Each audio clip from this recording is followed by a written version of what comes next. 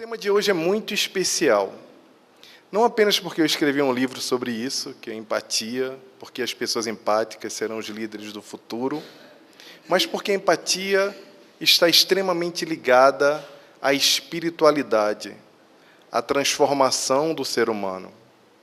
E sempre que eu penso sobre isso, eu lembro alguns anos atrás, quando eu ainda morava no Rio de Janeiro, que eu estou há apenas 2 anos em São Paulo, eu morei 15 anos no Rio de Janeiro, mas sou natural de Recife, sou pernambucano, e uma educadora muito respeitável me procurou, porque estava extremamente angustiada. Ela estava vivenciando uma situação de bullying na sua escola, e não sabia mais o que fazer. Como era uma educadora muito inteligente, muito preparada, e já dominava todas as técnicas da pedagogia e da psicologia infantil, ela, de fato, estava angustiada porque já tinha tentado todas as alternativas para resolver essa situação de bullying que estava acontecendo na 6ª ou na 7ª série daquela escola, uma escola de classe média alta no Rio de Janeiro.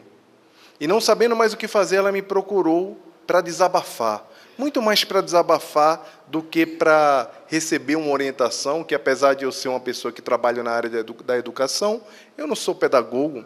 Apesar de estudar bastante tempo sobre o assunto, eu não fiz pedagogia. Então, ela falou: Jaime, eu não sei mais o que fazer. Tem uma criança que está sofrendo um assédio moral muito forte na escola, e o problema de bullying criou uma proporção que eu não consigo mais controlar. E eu não sei mais o que eu faço. E aí eu falei para ela que, quando eu era criança, eu tinha mais ou menos 11, 12 anos de idade, eu li um livro chamado Tonico e Carniça, da coleção Vagalumes. Eu estou vendo muita gente balançando a cabeça, não precisa balançar para entregar a idade, não, tá? Porque eu sei que é bem antiga essa coleção, que era para gostar de ler. Eu espero que ela tenha servido para a gente, e todo mundo que balançou a cabeça tenha começado a gostar de ler depois de ler aquele livro.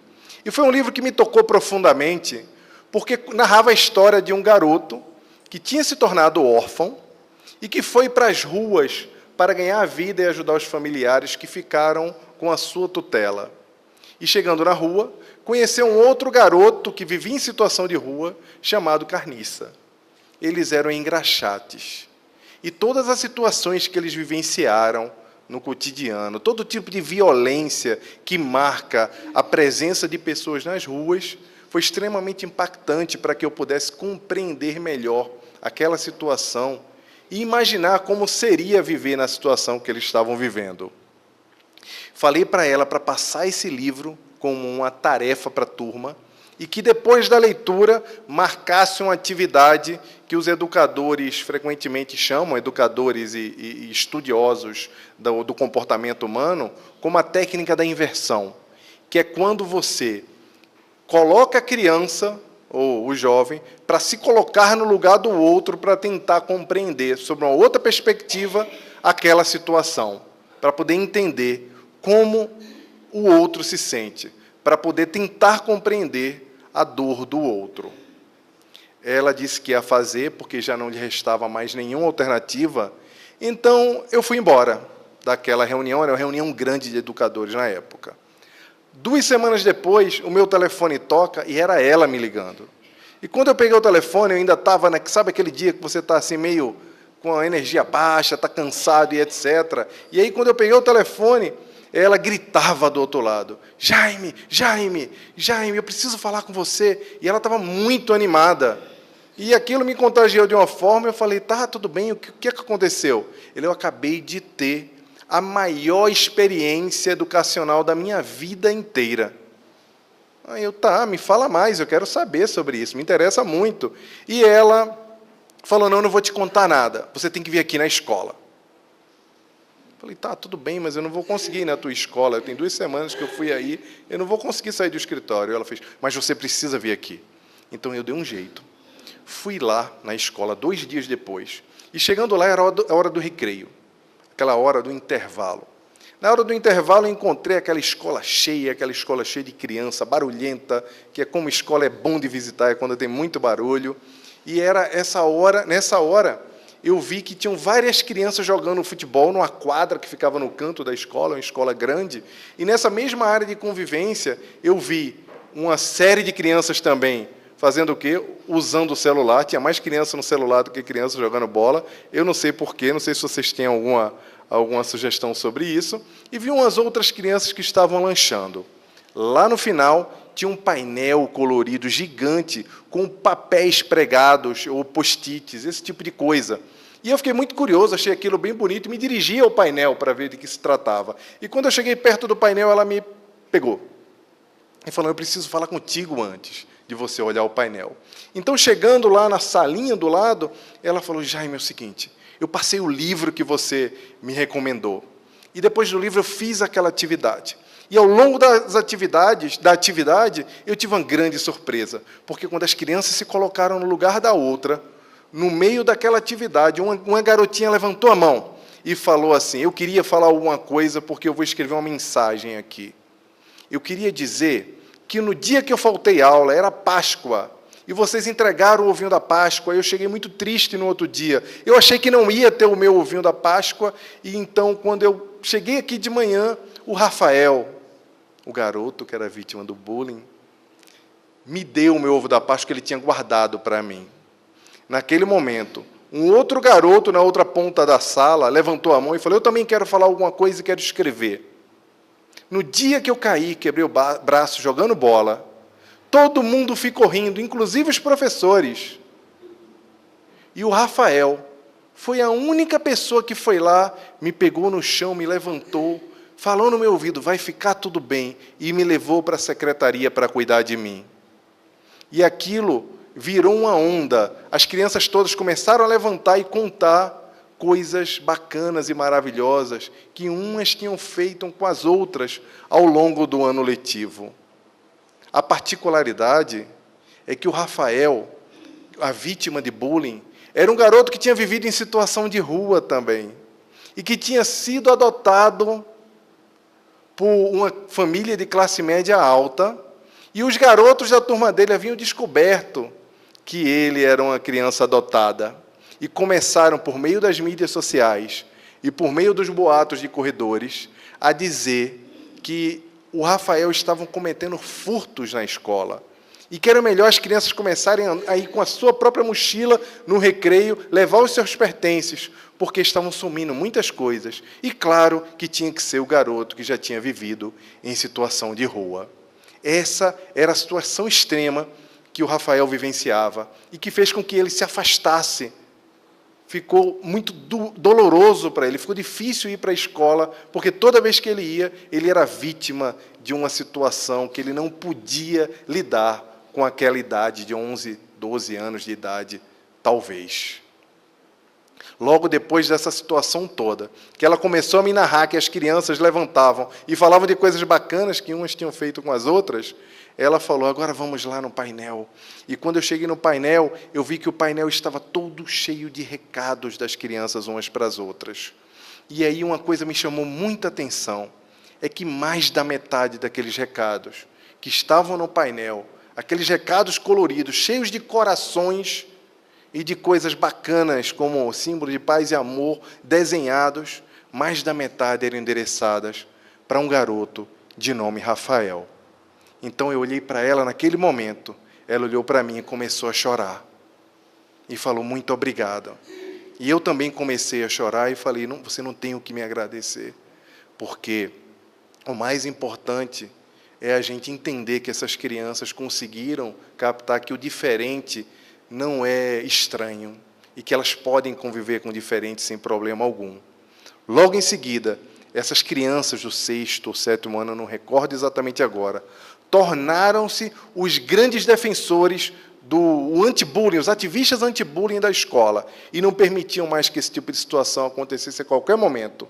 Inclusive, fiquei sabendo depois que, quando o Rafael retornou de sua licença, ele achando que ia receber novamente aquele tipo de abuso, aquele tipo de ofensa, ele não recebeu qualquer ofensa, muito pelo contrário, ele foi recebido com festa, abraço e muito carinho por todos os seus colegas de sala. Então, a gente entende que a gente tem a capacidade de transformar o que está ao nosso redor. Sejam educadores, sejam pais, sejam adultos ou até mesmo crianças, nós temos a capacidade de transformar a compreensão do mundo. E isso é sobre empatia. E isso mostra que o mundo tem jeito. Mas o que é empatia? O que é essa palavra que a gente escuta por aí, a gente lê em todo lugar, que a gente viu tanto no final de ano, quando a gente viu discursos de celebridades falando que o mundo precisava ter mais empatia, que a empatia é que era a grande solução para, depois de um ano tão difícil como foi o ano passado, quando a gente viu, por conta da polarização das ideias e da disseminação do antagonismo político, a gente viu até famílias se separarem e criarem-se inimigos onde existia amizade e afeto anteriormente. O que é empatia? Que palavra é essa que tem despertado a atenção de escolas, universidades, de todos os pensadores modernos, inclusive das empresas e, em especial, das instituições religiosas, inclusive das instituições espíritas? A empatia é a capacidade de se colocar no lugar do outro, de sentir o que o outro sente. Mas sentir o que o outro sente, se colocar no lugar do outro e agir e não agir, é sentir empatia? Se você se coloca efetivamente no lugar do outro e percebe como ele se sente e não faz nada para mudar aquela situação, você está sendo empático? Absolutamente não. A gente pode chamar isso de simpatia, de compaixão, de dó, mas a empatia é um verbo. A empatia demanda ação. Não há como, não existe uma maneira da gente se colocar no lugar do outro, entender como o outro se sente, sentir a dor do outro e não agir, não fazer nada para mudar aquela situação. Mas por que efetivamente esse tema é tão urgente? Por que ele é tão importante? Logo depois dessa situação do Rafael, eu fiquei tão impactado com aquela história que eu decidi estudar profundamente as transformações que estavam acontecendo nas crianças e nos jovens da nossa época. Porque nós, espíritas, estávamos esperando, desde a época do Livro dos Espíritos, quando foi anunciado e aprofundado na Revista Espírita e na Gênese, que uma nova geração de espíritos estavam chegando e que eles vinham preparar o mundo para um novo plano de regeneração, que eram pessoas diferentes de nós que já estávamos aqui. Então, como é que essa conta fechava? Parecia que não fazia sentido, porque eles estavam entre nós, eles estavam chegando, mas, ao mesmo tempo, a gente começa a vivenciar tanta coisa crítica nas escolas, e quando observo o comportamento das crianças e dos jovens atuais, então eu fui estudar. E, no meio desse estudo, ao longo do caminho, eu cheguei a uma pesquisa feita pela Universidade de Michigan, nos Estados Unidos. Essa pesquisa foi feita ao longo dos últimos 30 anos. E os cientistas descobriram que agora, nesse momento, desde em 2010, quando a pesquisa foi publicada, que os jovens de agora são 60% quase, 58% para ser mais específico, mais narcisistas do que os jovens de 30 anos atrás. Os jovens de hoje são 58% mais narcisistas do que os jovens de 30 anos atrás. Isso não parece ser uma grande novidade para ninguém, ainda mais quando a gente olha e vê o mundo do selfie como hoje, no qual me parece que a gente colocou a visão como o topo da cadeia, quando a gente hierarquiza todos os nossos sentidos, e o selfie, não é à toa que se chama geração selfie por aí. Então, não precisaria de muitos estudos para a gente, observando apenas, entender que se trata de uma geração muito narcisista. Mas isso não seria tão desastroso se essa mesma pesquisa não tivesse descoberto que os jovens de hoje são 40% menos empáticos do que os jovens de 30 anos atrás. Aí você imagina, aumentou o narcisismo e diminuiu a empatia. Parece uma junção bombástica. Então, por isso, esse tema se torna tão urgente de ser falado, discutido, refletido, e nos convoca a uma ação para compreender como é que podemos fazer, cada um de nós, a nossa parte, para que o mundo se torne um lugar mais empático, para que comecemos a exercitar, nos colocarmos no lugar do outro, como fizemos lá na situação da escola, na história do Rafael, quando, por meio da leitura, a gente conseguiu alcançar o coração das crianças e fazer com que elas refletissem que elas precisavam mudar o comportamento. E, por meio da empatia, a gente conseguiu mudar a vida de dezenas, talvez centenas de jovens e, muito provavelmente, de família. Mas esses jovens crescem também. Essas crianças que passam por essas situações todas nas escolas, elas crescem. E, quando crescem, se tornam jovens adultos que entram nas empresas, vêm para os centros espíritas, vão para as instituições como um todo, vão trabalhar, e aí foram criados numa situação, se elas não tiveram a oportunidade de vivenciar uma educação socioemocional, e se encontram diante de comportamentos que os cientistas chamam de comportamentos líquidos, imediatos. Chegam nas empresas e querem promoções rápidas, querem que as coisas aconteçam muito instantaneamente. E quando não são reconhecidas, e quando não encontram essa rapidez, essa velocidade na sua movimentação, seja quando está olhando um vídeo, que o vídeo precisa ser curto, seja quando está lendo um livro, que o livro já não é mais interessante, que é longo, seja nas empresas, quando chega e já não consegue mais esperar, maturar, compreender, para poder ter a sua recompensa. Isso me lembra também uma coisa muito característica na geração passada, que é a geração X, a nossa geração, da maioria das pessoas que estão aqui. Que, na minha época, quando eu participava de uma Olimpíada escolar, por exemplo, eu precisava ser primeiro, segundo, terceiro lugar para ganhar uma medalha. Eu só ganhava medalha se eu performasse, se eu fosse um dos 3 melhores.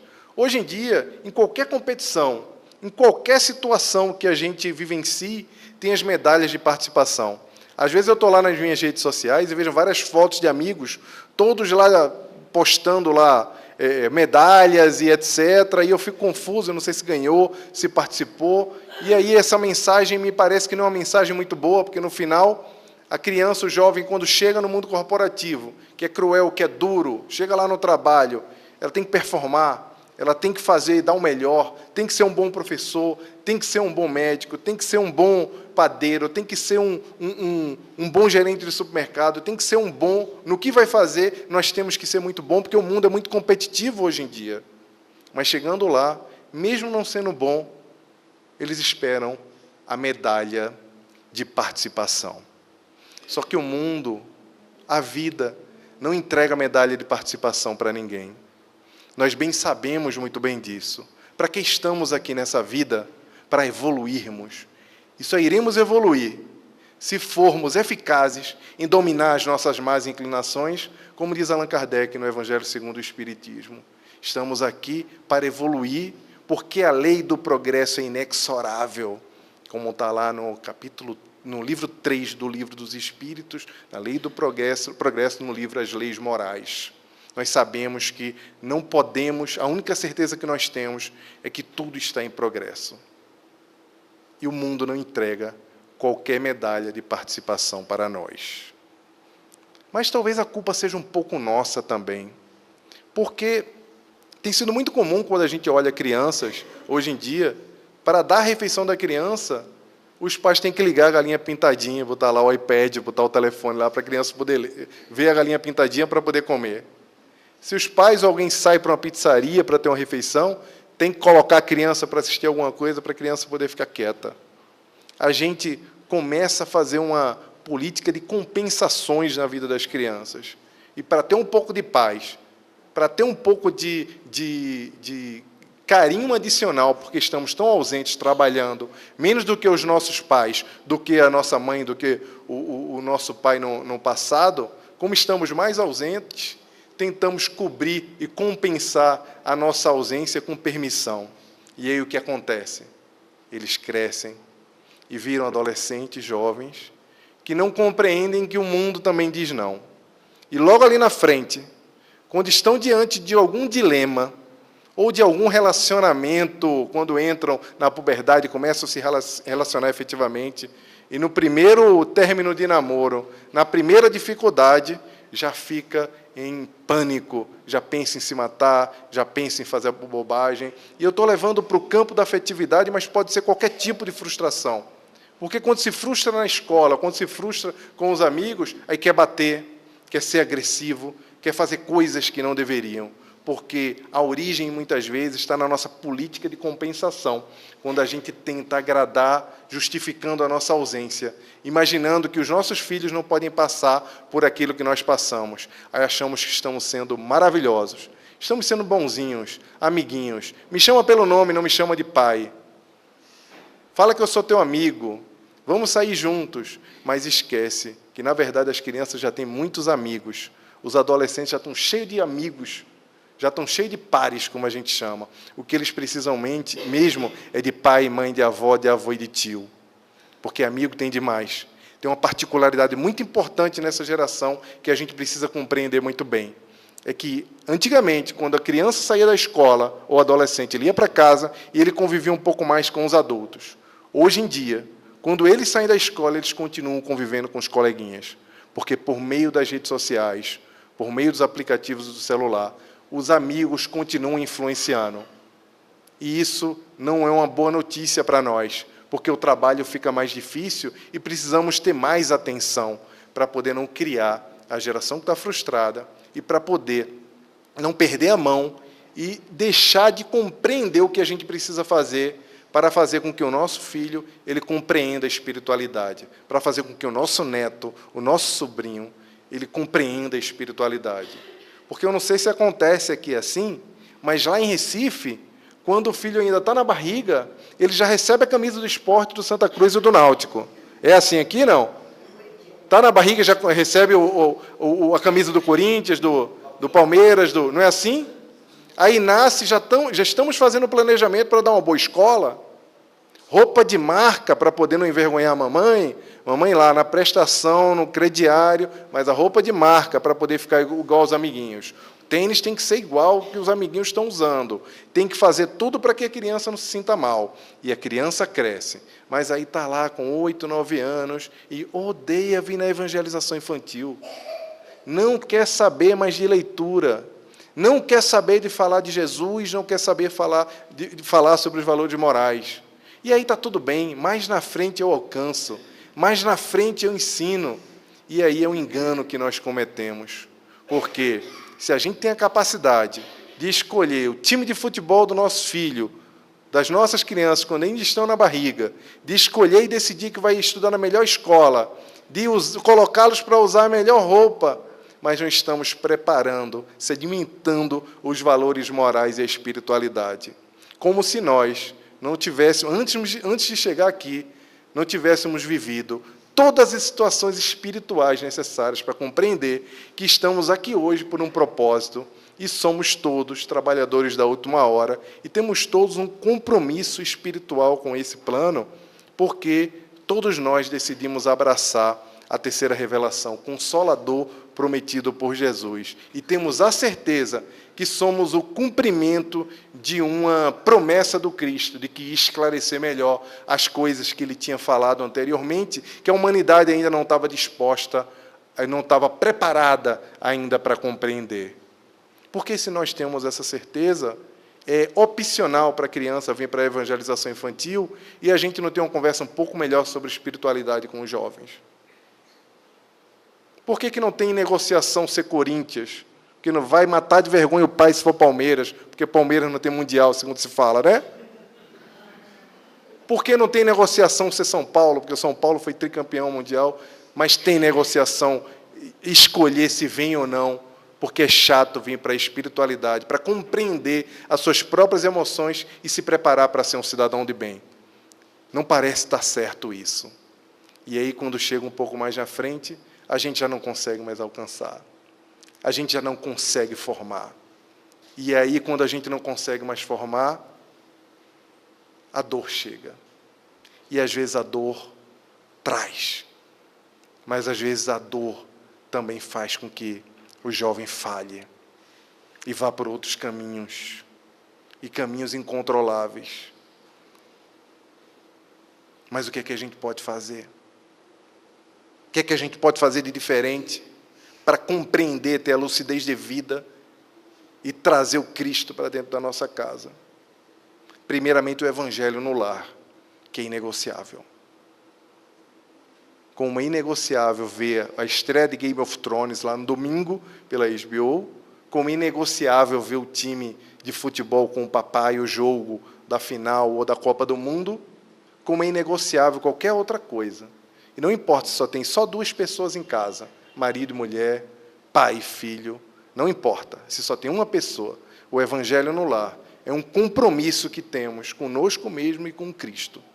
Porque, como eu vou falar mais tarde para vocês, o Cristo também precisa de nós.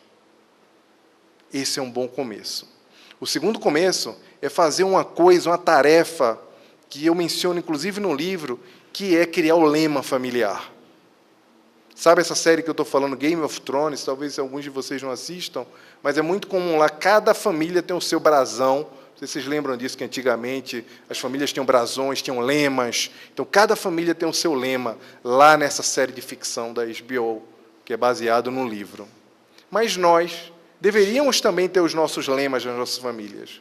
Nós deveríamos também construir quais são os valores e lemas da nossa família e escrever isso em algum lugar e deixar claro isso para todos os familiares. Por quê?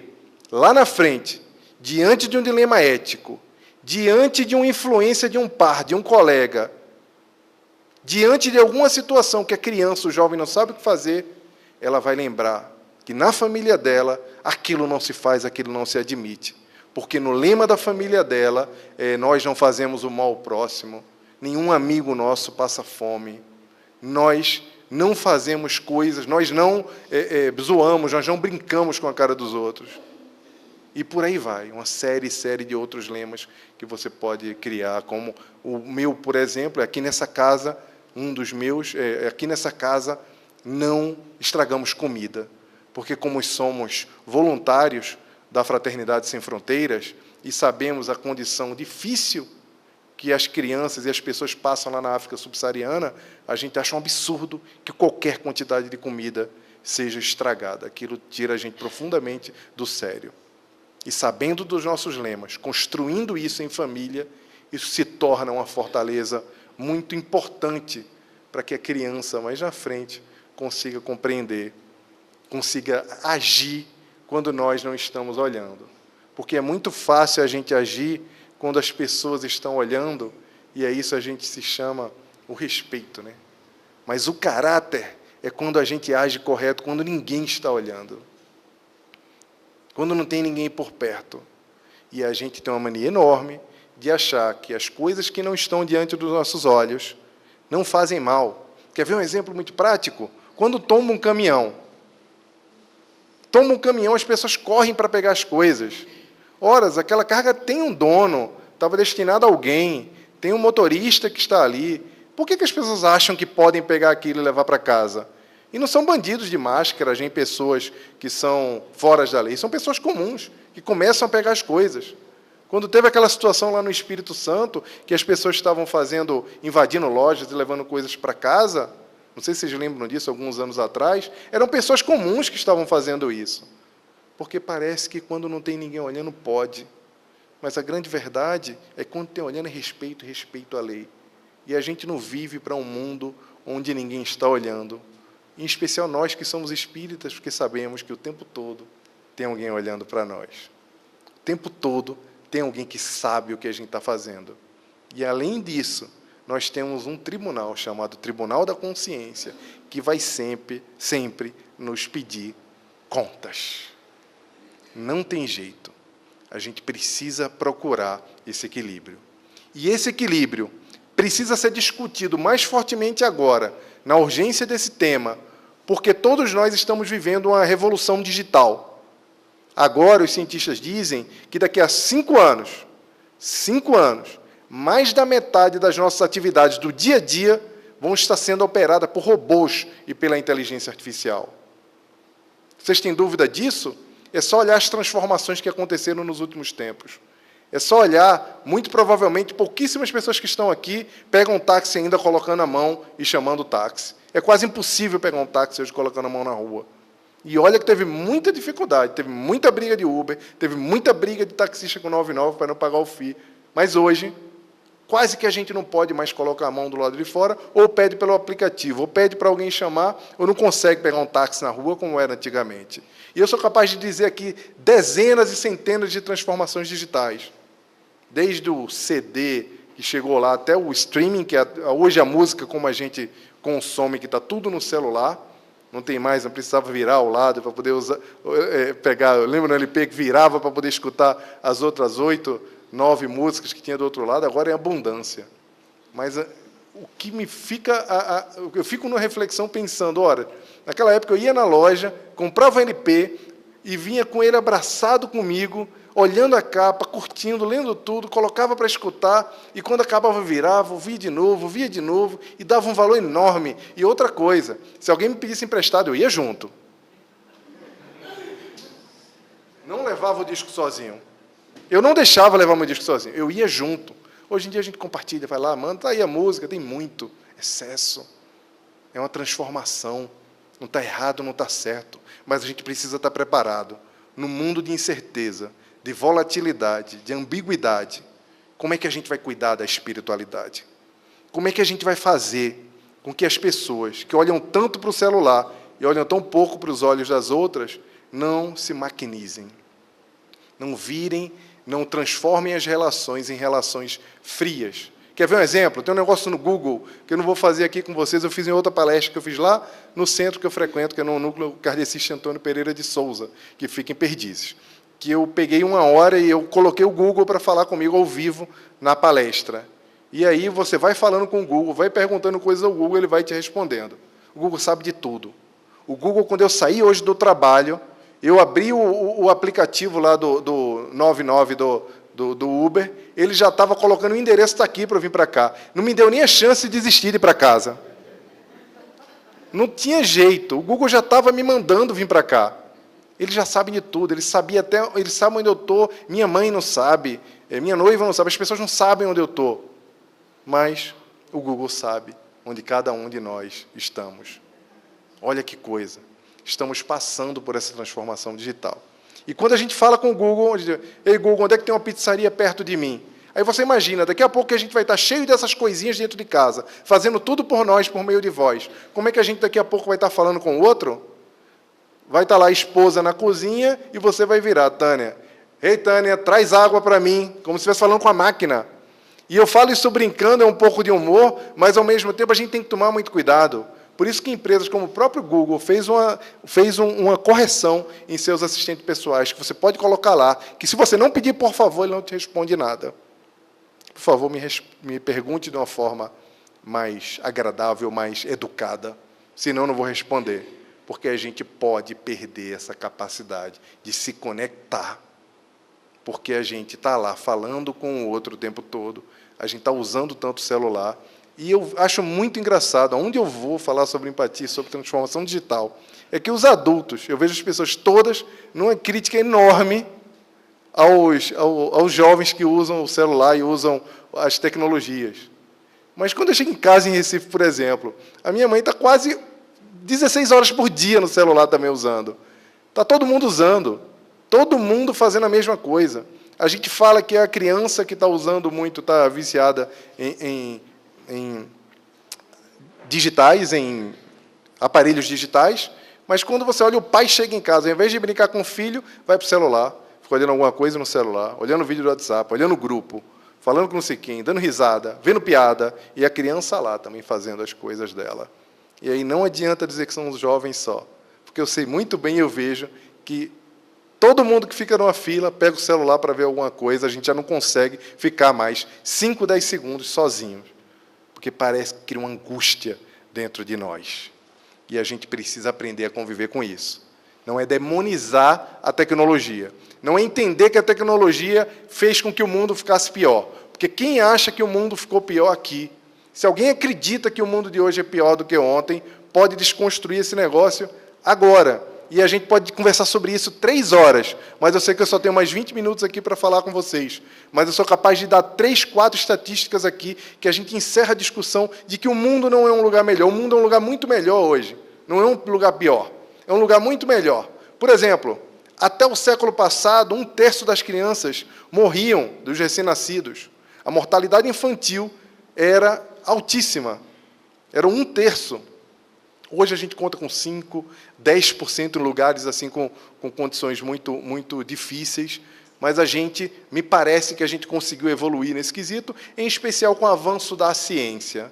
Na época de Allan Kardec, por exemplo, não se fazia ideia que os micro-organismos eram que matavam as pessoas, que existia uma transmissão de micro-organismos de um para o outro. Se achava que era uma condição corporal. Até Pasteur, em 1869, descobrir e provar que existia transmissão e mudou completamente a medicina, mudou a forma como a gente conduzia o tratamento das doenças. E até hoje, a gente é muito grato por isso, porque tem um bom tempo também que nós não temos mais guerras grandes, que matam milhões.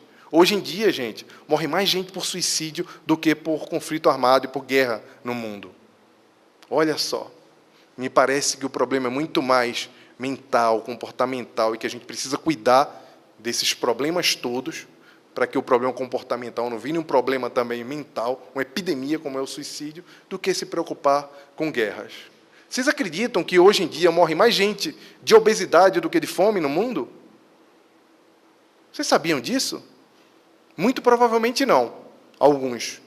Mas morre mais gente por doenças ocasionadas pela obesidade. Então, quem diria que a gente ia estar falando que a gente está morrendo mais por excesso de comida do que por falta de comida?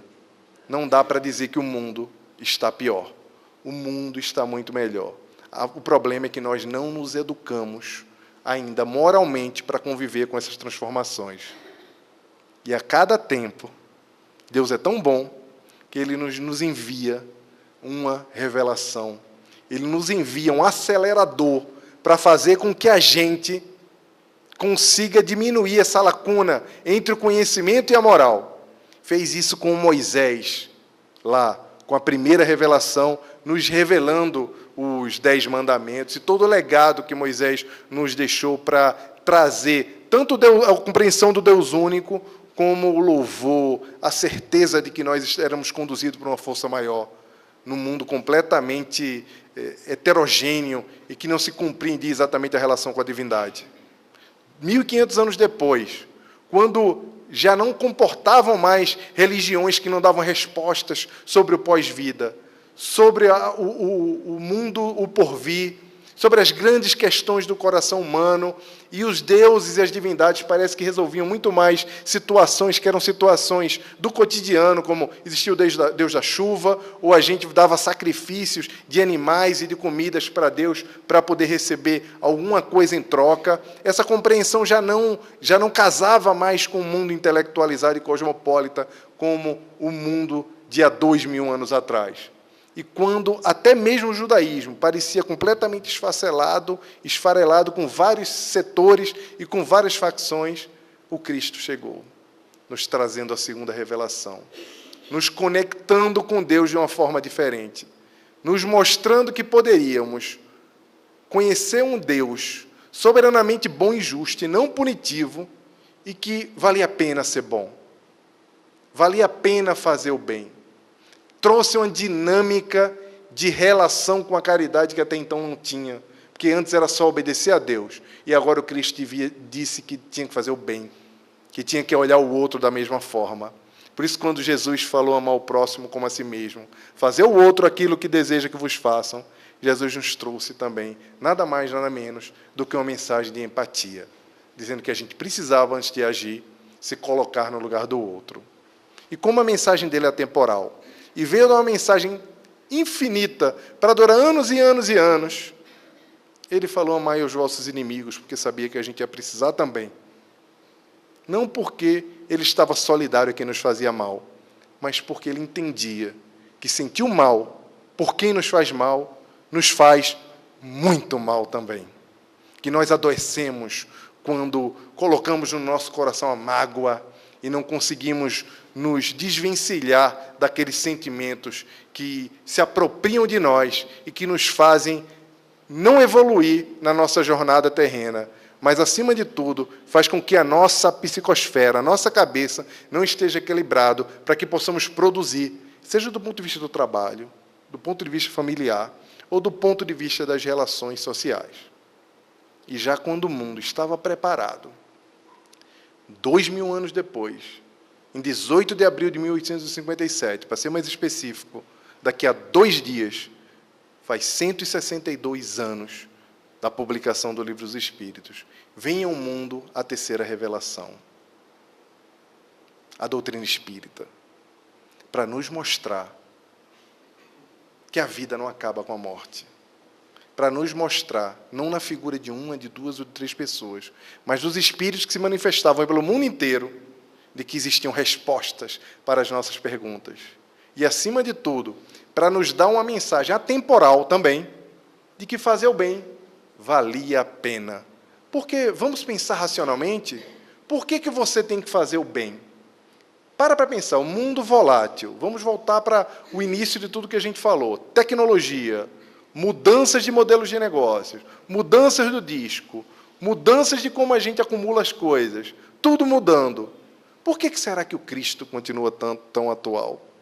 Por que ninguém até agora, no campo da sociologia, da psicologia, ou de qualquer estudo da compreensão humana, não mostrou, não importa se você é bom ou ruim, isso é uma escolha sua. Porque são mensagens universais. Porque é a lei de Deus imutável.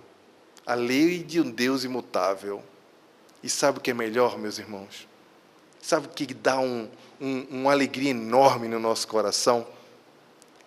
É a gente pensar que quando Kardec falou que haveria a aliança da ciência e da religião, no primeiro capítulo do Evangelho segundo o Espiritismo, quando, exatamente intitulado, na última parte que ele fala aliança da ciência e da religião, a gente achava que ia estar em casa e a qualquer momento ia entrar aquele plantão do Jornal Nacional. Tan, tan, tan, tan, tan, tan. O espírito foi descoberto em laboratório por um cientista americano, russo e etc. Vejam bem, a revolução científica. A gente estava esperando esse tipo de aliança da ciência e da religião. A gente estava esperando que ia se dar no campo do laboratório.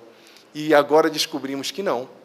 Descobrimos que isso se deu no campo da ciência moral, da ciência psicológica.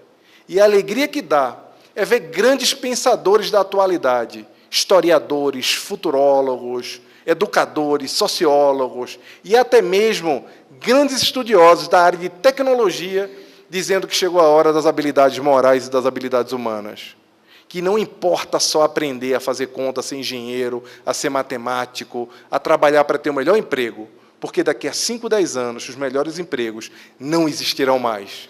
Outros tomarão o lugar desses empregos. E quando esses outros tomarem o lugar desses empregos, esses outros novos também desaparecerão muito rápido. Então, com essa mutabilidade, essa incerteza do futuro, ser bom é a bola da vez. E a ciência, hoje, está nos dizendo que devemos já ensinar os valores morais e as habilidades sociais e emocionais para as crianças e para os jovens, porque no futuro muito próximo, as pessoas empáticas, as pessoas que dominam as habilidades morais, é que vão dominar o nosso mundo, porque só elas serão capazes de programar os robôs e a inteligência artificial para servir a coletividade, senão a humanidade acabará. Olha que situação que nós estamos agora. Mas, ao mesmo tempo, que alegria de saber que a ciência agora fala que ser bom é bom. Como Jesus falou, como os espíritos falaram ao longo de tantos anos, e agora nós encontramos a convergência na ciência. E, por isso, projetos como um projeto que eu faço parte, que é o Garrafas ao Mar, da Fraternidade Sem Fronteira, levam ação socioemocional real para as crianças nas escolas. As crianças passam a ser doadoras, colocam 2 garrafinhas na escola, a criança doa recurso, a criança no Dia das Mães, no Dia dos Pais, na Feira de Ciência, faz atividades com barraquinhas para arrecadar recursos para construir escolas na África, para crianças que estudam embaixo de árvore, que não têm nem o que comer, e escrevem mensagens para as crianças lá na África.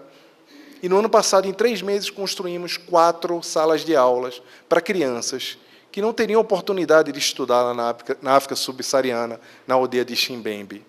E, por meio desse tipo de ação, os adultos vendo as crianças fazendo bem, eles se perguntam, se eles estão fazendo bem ao próximo, que direito tenho eu de não fazer um pouco mais?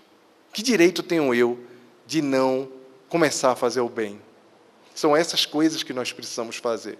Estimular, não só na infância, mas dentro das empresas, dentro das instituições espíritas, inclusive, porque nos tornamos especialistas em atender o outro, mas precisamos mesmo nos tornar especialistas em compreender, porque, às vezes, quem está dentro da nossa casa também está sofrendo, também teve um dia ruim, também tem colega de trabalho puxando o tapete, falando mal, difamando, também tem problema em casa, também tem dilemas, e a gente precisa estar atento, como a gente está atento quando está atendendo pessoas que estão em extremo sofrimento. Isso acontece o tempo todo conosco. Quando eu tinha 11 anos de idade, eu falei para minha mãe, mãe, eu estou precisando do passe estudantil, que é o cartão único hoje, né? Era um passe, era uma cartela enorme, parecia um álbum de figurinha que a gente destacava para poder pegar o ônibus. Alguns de vocês devem lembrar disso. Não precisa também balançar a cabeça, pessoal, né? Mas era isso que eu usava, não sou tão jovem assim.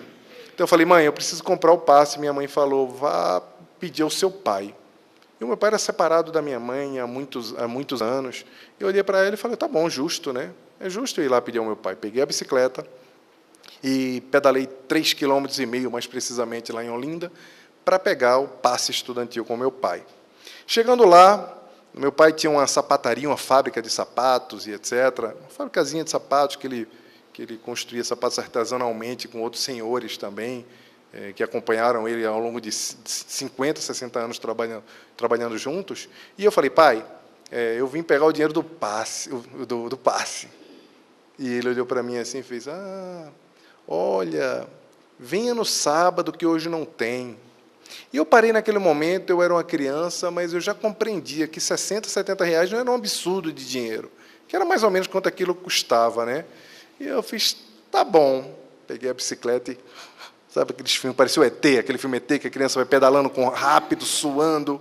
E aí, quando eu cheguei em casa, eu fui pensando. Cheguei em casa, olhei para minha mãe, e aí, pegou o dinheiro do passe? Aí eu olhei para ela e falei, mãe, nunca mais me peça para ir lá. Eu não vou mais pedir nada a ele. Eu não vou. E quando eu me formar, eu vou voltar lá para passar na cara dele. Vou me formar. E vou me formar sem o dinheiro do passe dele. E pode contar que eu vou começar agora a descer por trás, hein, se você não me der o passe. Aí ela me deu o dinheiro do passe. E aí, passaram-se os anos. Os anos se passaram e eu comecei a trabalhar logo cedo. Depois, então, eu me formei. Já espírita, porque eu sou espírita desde os 13 anos de idade, eu falei, chegou a hora de ir lá no meu pai. Olha que espírita bacana, hein? Vou lá. Chegou a hora. Cheguei lá, já de carro, já todo, né? Já trabalhava muito. Eu sempre trabalhei muito na minha vida, desde os 15 anos de idade. Aí eu olhei para ele, e aí, pai, tudo bom? Tudo bem. Como é que está na faculdade? Eu estou formado, pai. Sou engenheiro químico. Aí ele olhou assim para mim, me abraçou e falou, agradeça a sua mãe, porque eu nunca fiz nada para você chegar onde você chegou. E aquilo me comoveu profundamente, eu não esperava aquilo do meu pai. E eu, tá bom, o senhor tem toda a razão, dei um beijo na carequinha dele e fui embora, né, meio pensando, né, dizendo, poxa, eu sou espírita, faço palestra, porque naquela época eu já fazia palestra há muito tempo, e aí eu falei, poxa, que lição, né? Eu fui lá passar na cara, porque às vezes dá vontade, né? E aí ele me dá essa lição, e fui embora. Aí, tá bom, bora, já não fui mais na bicicleta. E aí passaram-se os anos, e sempre com aquela pequena mágoa do meu pai. Mas eu já entendia que eu precisava perdoá-lo e achava que tinha que perdoar, porque tinha passado aquilo ali, eu tinha conseguido construir tudo que eu precisava na minha vida, tinha tudo dado certo para mim e para os meus irmãos, minha mãe já estava bem, e eu achava que não tinha mais que sentir nenhum remorso do meu pai. E eu achava, de verdade, pessoal, que eu já tinha perdoado o meu pai. Eu achava que já tinha passado toda a minha mágoa com ele. Foi quando passaram-se os anos e os anos, eu já tinha morado em outras cidades, estava morando aqui em Campinas, em São Paulo, que eu tinha trabalhado, assumi uma responsabilidade no trabalho aqui no interior de São Paulo, e aí o meu pai adoeceu, teve uma doença muito grave, a síndrome de Gay-Lussac, que todos os músculos se paralisam, ele não conseguia nem abrir a pálpebra direito.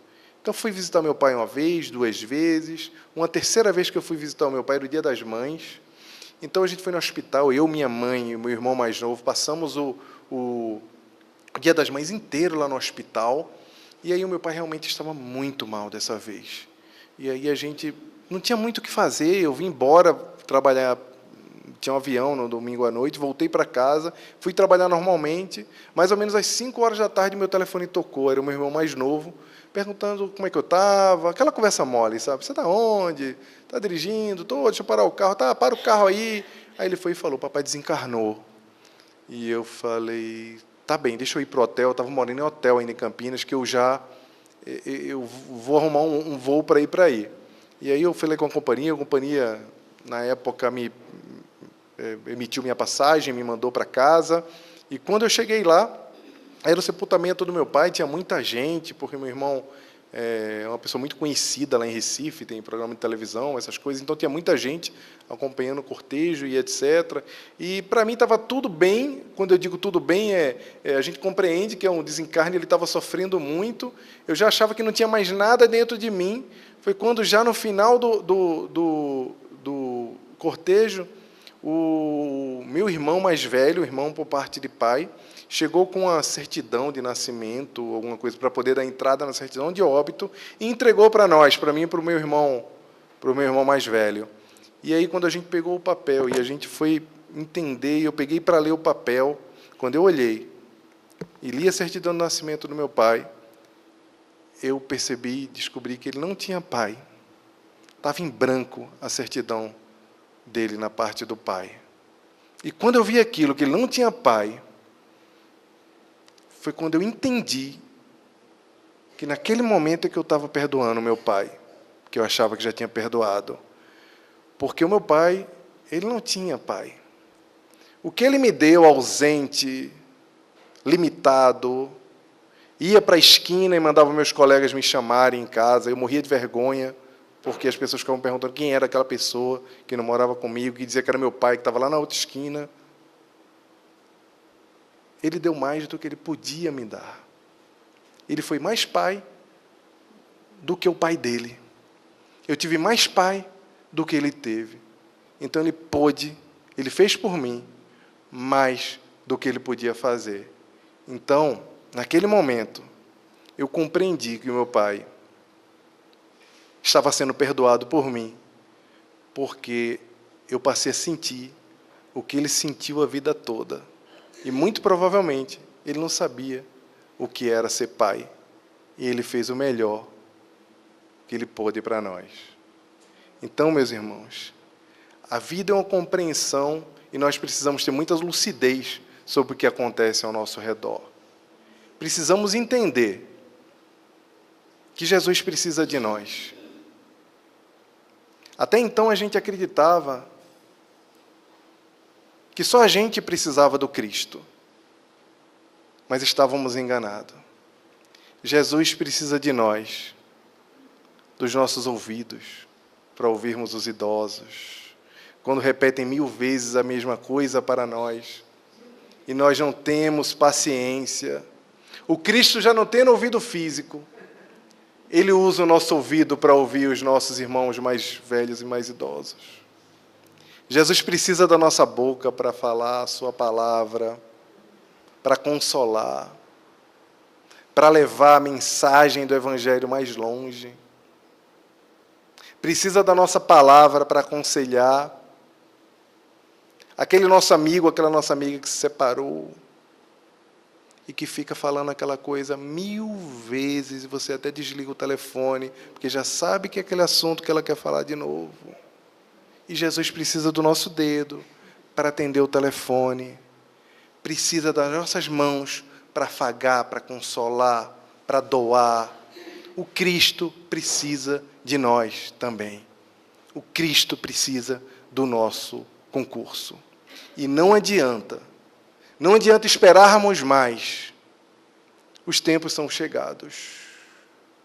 O momento da conversão de cada um de nós chegou.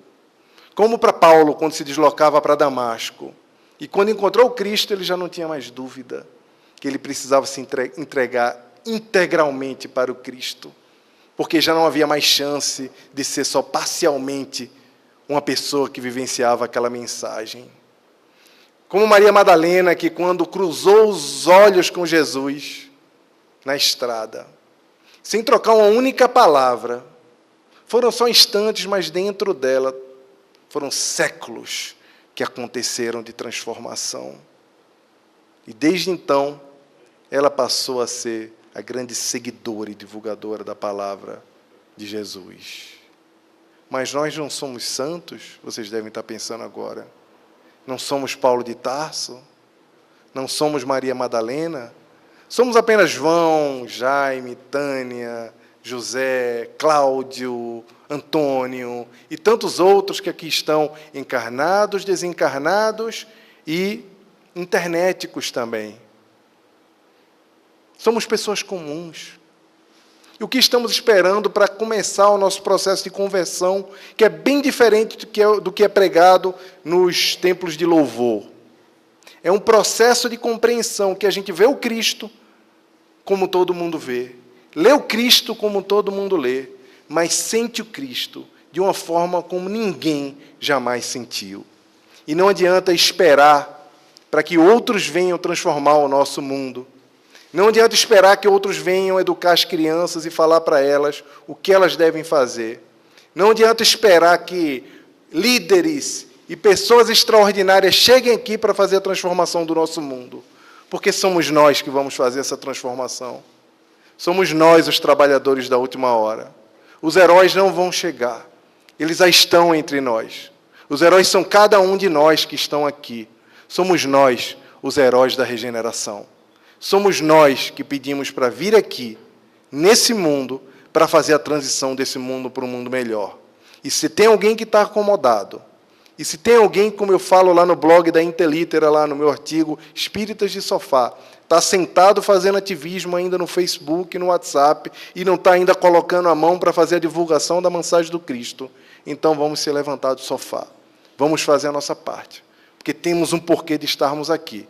E o nosso porquê é levar a mensagem do Consolador prometido a muitos corações. É espalhar a empatia. É fazer com que as pessoas sintam que tem um propósito nesse mundo. E não só de ser bem-sucedido, um bom profissional, ter uma casa e um bom casamento. O nosso propósito é mudar a vida do outro. E a empatia vai mudar o mundo. E nós somos os protagonistas dessa história. Muita paz. Que Jesus nos abençoe e que comece o processo de conversão dentro de vocês. Não esperem se tornar santos, porque o Cristo precisa de nós. Que Jesus abençoe a todos.